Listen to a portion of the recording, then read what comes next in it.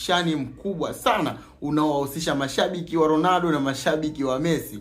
Bwana, ubishani wao ulikuwa kama hivi. Mashabiki wa Ronaldo wanasema kwamba Messi hata kama ikatokea akachukua Golden Boot katika kombe la dunia, basi hawezi kupata tuzo ya Ballon d'Or na hakuna kigezo ambacho kina uwezo wa kumpa yeye Ballon d'Or. Lakini pia wanasema ikatokea Messi akaingia kwenye nominees ya Ballon d'Or msimu huu, basi Ronaldo pia anastahili kuingia katika nominees wa Ballon d'Or wa msimu huu.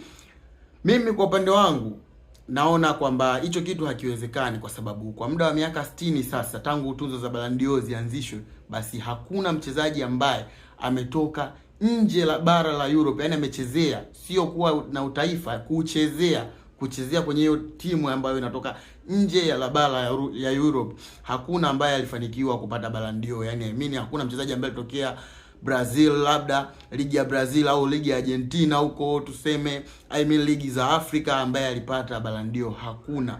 Kwa hiyo Ballon d'Or zote zimetolewa wachezaji ambao wamecheza katika klabu ambazo zinacheza Europe only peke yake. Hakuna mchezaji ambaye alifanikiwa kupata Ballon d'Or akitokea katika utaifa ama katika klabu ambayo inacheza mataifa ambayo hayapo Europe. Kwa hiyo kwa sasa hivi, kwa mimi, kwa Ronaldo na Messi kuwa nominees katika tuzo za Ballon d'Or, itashangaza sana, kwa wao watakuwa wachezaji wa kwanza kabisa kufanya hicho kitu. Lakini pia mashabiki wa Messi wakatoa neno, wakasema kwamba Messi alichukua Ballon d'Or yake ya 8 akiwa katika timu ya Inter Miami, lakini wasisahau kwamba Messi mafanikio ambayo alimsababisha mpaka apate Ballon d'Or ni mafanikio ambayo alicheza PSG na sio Inter Miami.